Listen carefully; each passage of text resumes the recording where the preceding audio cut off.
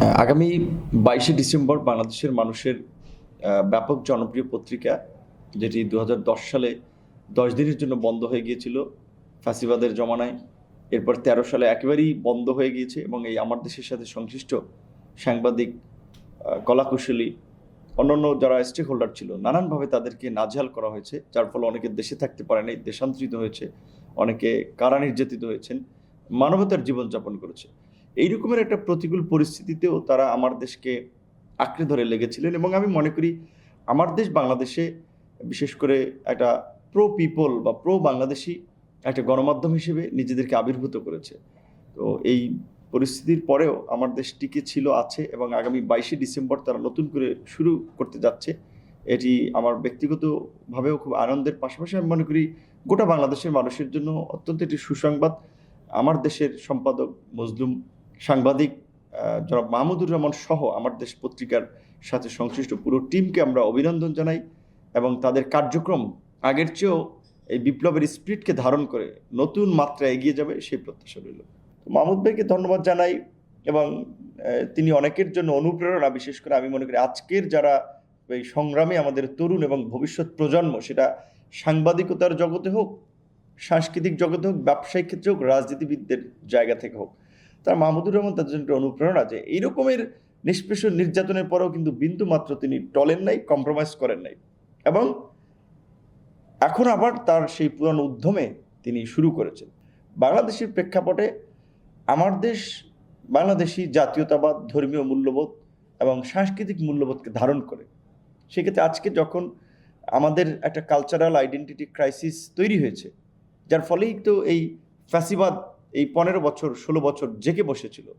এবং এখন এই যে বিশেষ করে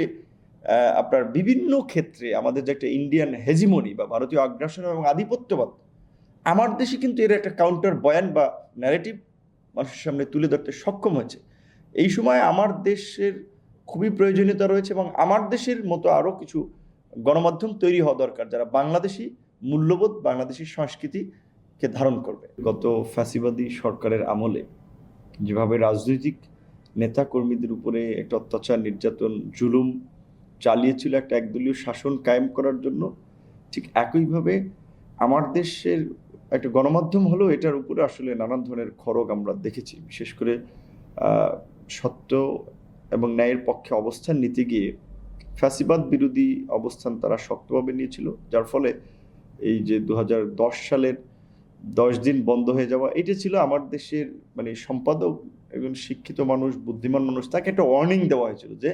যদি হাসিনার সাথে আপোষ করে তাহলে পত্রিকা চালাতে পারবে, না হলে পারবে না। তো যাই হোক, সেটা ওয়ার্নিংটা তিনি আপোষ করেন নাই এবং আমরা সর্বশেষ দেখলাম যে এই যে আপনার বাংলাদেশে ইসলামী রাজনীতিকে নির্মূল করার জন্য মূলত এই যে জামাত নেতাদের ফাঁসি দেওয়া এবং ভারতীয় পৃষ্ঠপোষকতায় এই যে বাংলাদেশে ফ্যাসিবাদ সৃষ্টিতে গোটা জাতিকে আপনার মুক্তিযুদ্ধের এবং স্বাধীনতার নামে যে বিভক্ত করা, আমার দেশ কিন্তু এর বিরুদ্ধে সাহসী অবস্থান নিয়েছিল। সেই সময় স্কাইপি ফাঁস থেকে শুরু করে মামলাগুলোর রায় নিয়ে যা করা হচ্ছে, এগুলো নিয়ে আমার দেশ মোটামুটি শক্তভাবে বেশ কিছু কথাবার্তা বলেছিল। এমনকি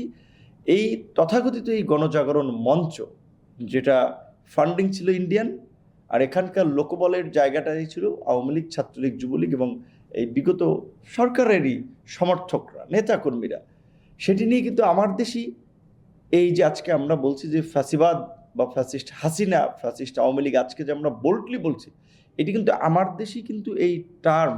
এই শব্দটা ব্যবহার করেছিল যে শাহবাগে ফ্যাসিবাদের প্রতিধ্বনি শুনতে পাওয়া যায়, যার ফলে মাহমুদুর রহমান এবং তার অনেক কলিগদেরকে চরম মূল্য দিতে হয়েছে। একটা প্রতিকূল সময়ে তাদের বলা চলে রুটি রুজিতে আঘাত এসেছে, শেষ পর্যন্ত পত্রিকাটাই বন্ধ করে দেওয়া হয়েছে। তো এই পরিস্থিতির পরেও তারা ধৈর্য ধরে লেগেছিল এবং আজকের এই পরিবর্তিত বাংলাদেশে আমার দেশ নতুনভাবে শুরু হতে যাচ্ছে এবং আমরা আন্দোলন সংগ্রামের মাধ্যমে আমার দেশের জন্য এই সুযোগ আমরা